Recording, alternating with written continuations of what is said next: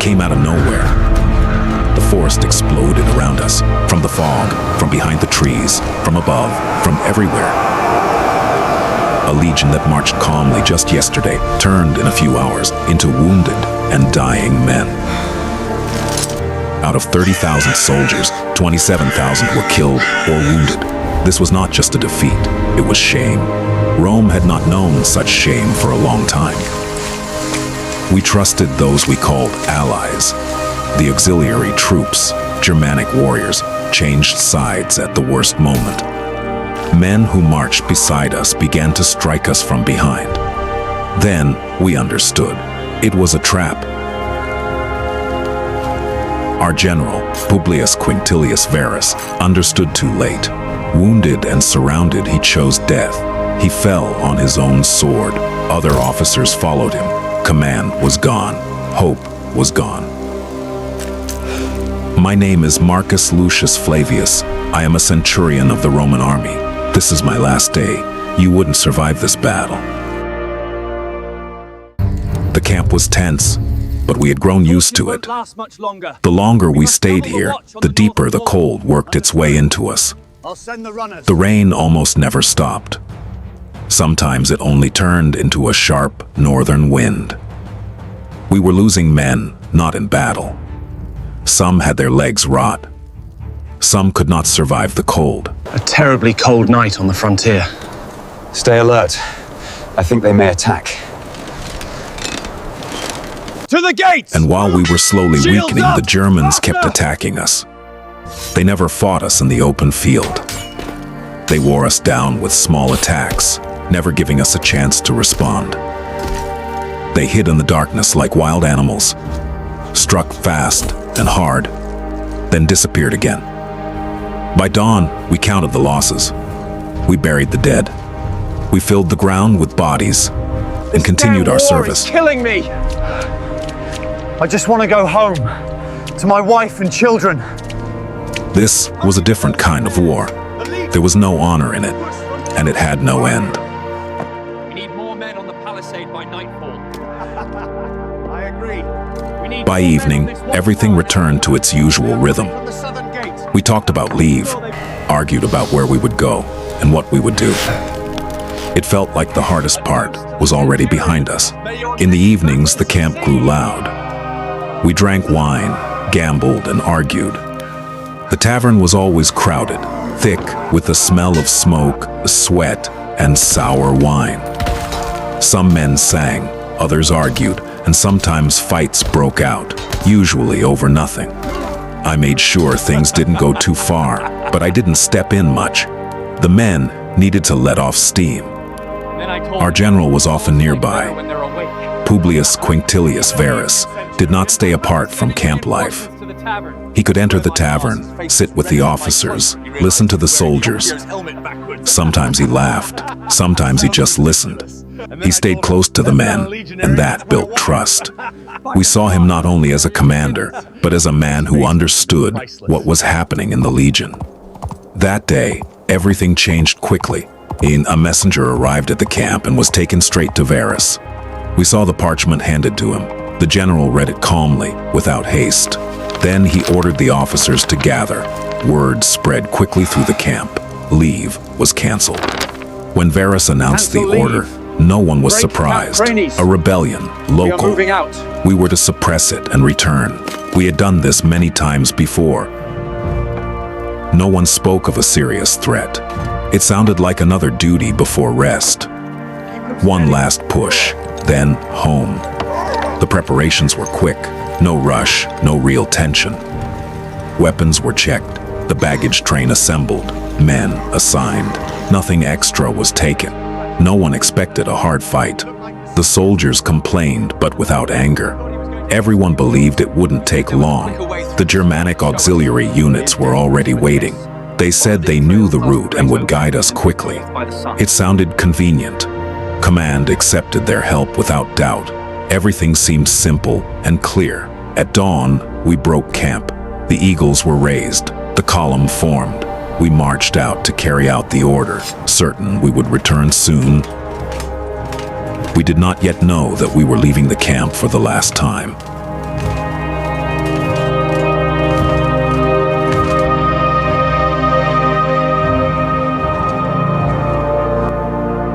Legion was moving to suppress an uprising. That was the order. We were not preparing for a major war. Shields were on our backs. Weapons were not in our hands. The soldiers talked, joked, discussed the road. It was a routine march. Work, not combat.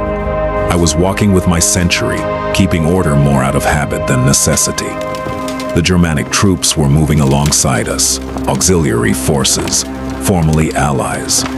They did not keep formation and walked freely as they liked. They talked among themselves and laughed. They spoke loudly in their own language without hiding it. We did not understand the words, but we understood the attitude. Sometimes they looked at us and smiled. I did not like that smile, but I did not attach importance to it. They were leading us through the forest, and the command trusted them. When the column entered the forest, the road immediately became narrower. Trees stood close together. Roots came out onto the surface. The front parts of the column began to move faster than the rear.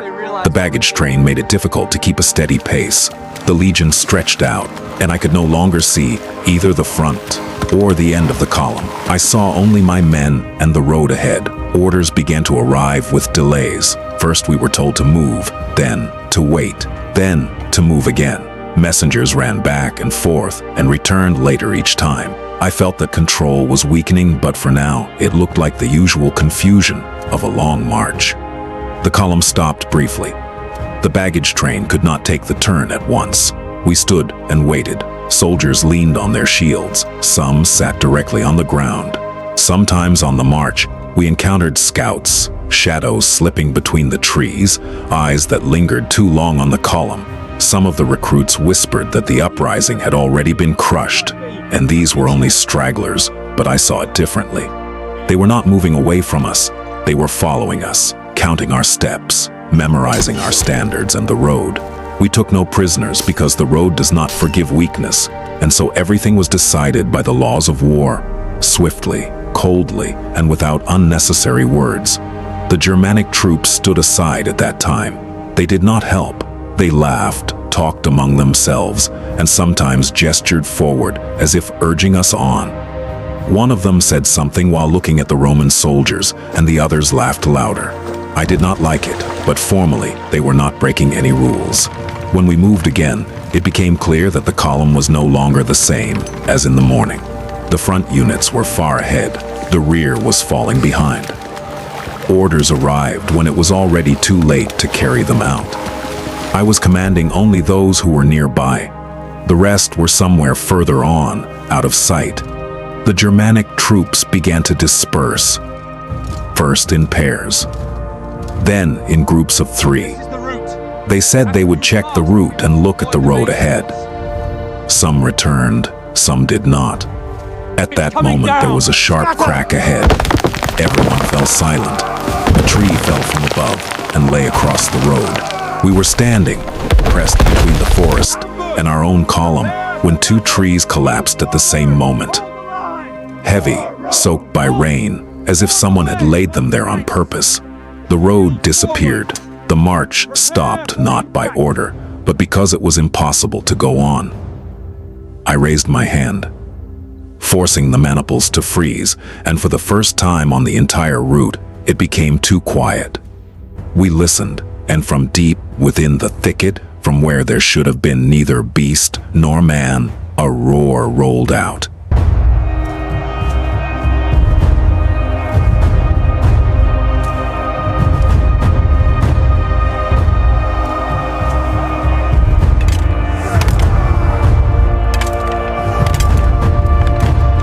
Not a shout and not a signal, but something wild, torn, many-voiced. The ground beneath our feet felt hollow, and immediately after that, fire came down from above. Fireballs, smeared with resin, broke loose from the slopes and flew into the formation, striking shields, helmets, pack animals. The flames clung, flared up, men fell, breaking the ranks, and I shouted until my voice tore, trying to close the lines. But the road was narrow, there was nowhere to maneuver, and from the flanks we were already being pressed. Then they poured in, the Germans, not by dozens but as a mass. Our lines were crushed so quickly, it was as if they had never existed at all. Centurions on horseback ended up on the ground. The horses stumbled, fell, were finished off, and for every one of our soldiers, 3-4 men threw themselves at him. Shields jammed, Pila went into empty space, commands drowned in screams. I saw the formation fall apart, not from fear, but from the impossibility of holding its shape. Thousands of Germans, forest, mud, fire, and confinement did their work. We could not turn, could not regroup, could not withdraw. Everything we had been taught did not work here. At some moment I understood. We were not in a battle. We were in a trap. And then the news came that cut deeper than any blade. Publius Quinctilius Varus was dead. He had fallen on his own sword, realizing that the legions were lost, that the standards could not be saved, that there would be no more orders. Someone screamed, someone kept fighting in silence. Commanders died beside soldiers, soldiers beside the eagles. For the rest of the day, we fought as we could, scattered, furious, without hope of an outcome. Every meter of ground had to be torn away at the price of blood, and the forest would not let us go. When darkness fell, it became clear. This was not a retreat and not a defeat. This was the end. That day, 25,000 Roman soldiers died. The legions vanished into the thicket, and with them vanished the certainty that Rome always moves forward.